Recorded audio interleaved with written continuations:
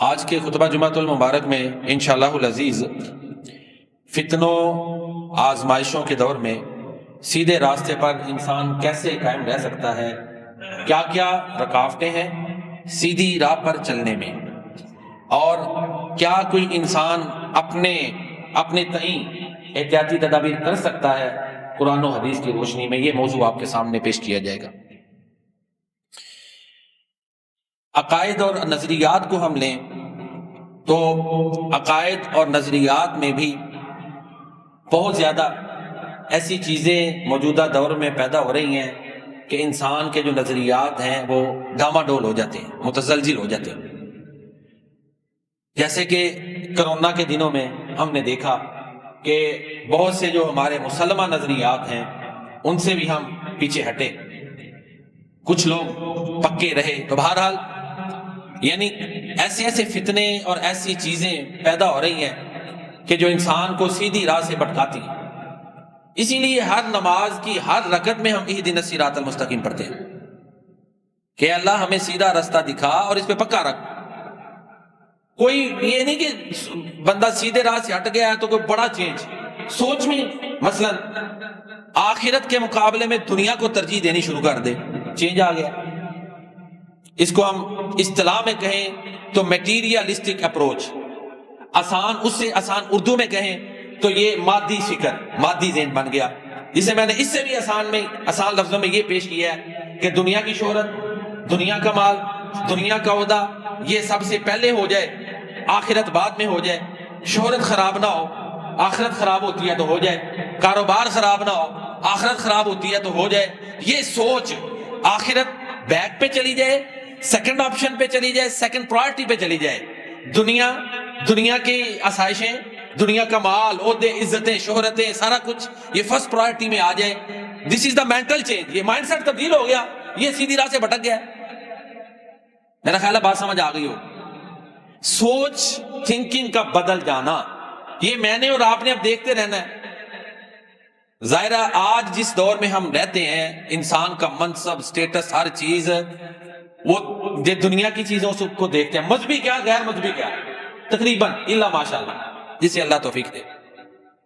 وہ ایک پرانا سا شعر ہے، نہیں کچھ اس کی پرسش الفت اللہ کتنی ہے، یہی سب پوچھتے ہیں کہ آپ کی تنخواہ کتنی ہے، سورس آف انکم کتنا ہے، بینک بیلنس کتنا ہے، فلاں۔ آج کے دور میں یہ کہیں گے نا، اسی کے لحاظ سے پھر خاندان میں منصب ملے گا، اسی کے لحاظ سے اگر کسی آپ تنظیم کے نیٹ ورک کا حصہ ہے تو آپ کو منصب ملے گا، اسی کے لحاظ سے جو ہے نا معاملات کرتے ہوئے انسان کی دولت، عزت، ان کو سامنے رکھتے ہوئے معاشرہ ورث دیتا ہے۔ ایسے ہی ہے نا، اس کو ویلیو ملتی ہے۔ پھر یہی وجہ ہے کہ انسان کی سوچ بدل جاتی ہے کہ یہ دنیا پہلے ہو جاتی ہے، حالانکہ یہ بعد والی بات ہے۔ سورہ اعلیٰ میں یہی تو ہے، بل تؤثرون الحیات الدنیا، بلکہ تم دنیا کی زندگی کو ترجیح دیتے ہو۔ والآخرۃ خیر وابقا، حالانکہ آخرت بہتر اور دائمی ہے۔ ان ھذا لفی الصحف الاولی، بے شک یہ بات پہلے صحیفوں میں موجود ہے۔ صحف ابراہیم و موسیٰ، ابراہیم اور موسیٰ علیہ السلام کے صحیفوں میں یہ بات موجود ہے۔ چاہیے تو یہ کہ آخرت کو دنیا پہ ترجیح دے۔ اگر دنیا آخرت پر ترجیح بن گئی ہے اور ایسی آزمائشیں آ گئی ہیں کہ آخرت تباہی پہ چلی گئی ہے انسان کی، تو پھر خود دیکھ لو، وہ فتنوں میں ناکام ہو گیا نا۔ فتنے یہ دوسری وجہ معذرت سے مولویوں کے جاہلانہ فتوے اور رویے بھی ہیں۔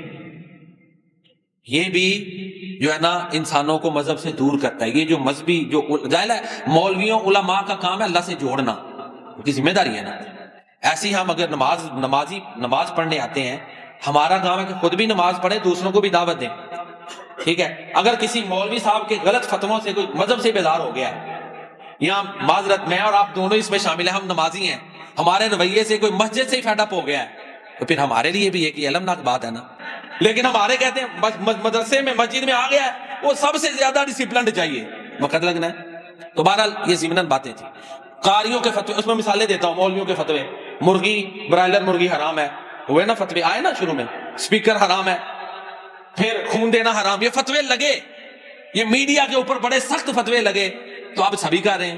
اب سب کو پتہ ہے کہ موجودہ ڈاکٹر ذاکر نائک اسی کے ذریعے سارا دین کا بڑا کام کیا ہے۔ تو شروع میں جب مولوی اس طرح کے بڑے تنگ نظری والے فتوے دیں نا، تو لوگ پھر ان کی صحیح باتوں میں، جی مولویوں کا کام ہی ہے، صحیح باتیں بھی مانتے نہیں۔ لہذا مولویوں اور پیروں ادھر بر صغیر میں تو میں کہتا ہوں سادات کی جو کہتے ہیں ہم اللہ کے نبی کی جو ہے نا سادات ہے، جب اللہ کے نبی نے سجدہ نہیں کروایا تو یہ کیوں کروا رہے ہیں؟ پوچھا جانا ہے کہ نہیں؟ کیوں کروا رہے ہیں؟ اللہ نے انہی سے پوچھ لیا کہ میں نے تو اپنے آپ کو جھک کر بھی سجدہ نہیں کروانے دیا تھا، آیا تھا نا ایک صحابی مشورہ دیا، باقی سارے جی سمجھاتے ہیں، سمجھانا نہیں ہے، اس سے آگے والی بات ہے، روکیں۔ یہ چیزیں مذہبی لوگوں کے لیے ضروری ہیں کہ اپنے بارے میں درست اپروچ بتائیں، روکیں، کیونکہ پوچھا اللہ کے نبی نے پوچھ لیا کہ دوسری ساری باتیں تم اپنی طاقتیں دکھا کے روک لیتے تھے، یہ نہیں روک سکتے تھے؟ ویسے کوئی تمہاری انسلٹ کرے ہیں یا تمہارے آباء و اجداد کو کچھ کہے تم کھڑے نہیں ہو جاتے؟ تو سجدے سے کیوں نہیں تم روکتے؟ اس کے بارے میں جی بس لکھ کے لگا دیا، نہیں، روکنا ذمہ داری ہے۔ تو بہرحال مذہبی حلقوں کے رویے، مولویوں پیروں کے رویے، یہ بھی لوگوں کو دور کرتے ہیں، لیکن ہمیں کہیں نہیں کہا گیا مولویوں پیروں کے پیچھے چلے۔ یہ تو میں ان کا عمل کر رہا ہوں، آپ بھی یہ نہ کہیں جی بات اسی بری ہیں، بری کوئی نہیں۔ نبی کریم صلی اللہ علیہ وسلم نے قرآن و سنت چھوڑا ہے، اصل حالت میں محفوظ ہے۔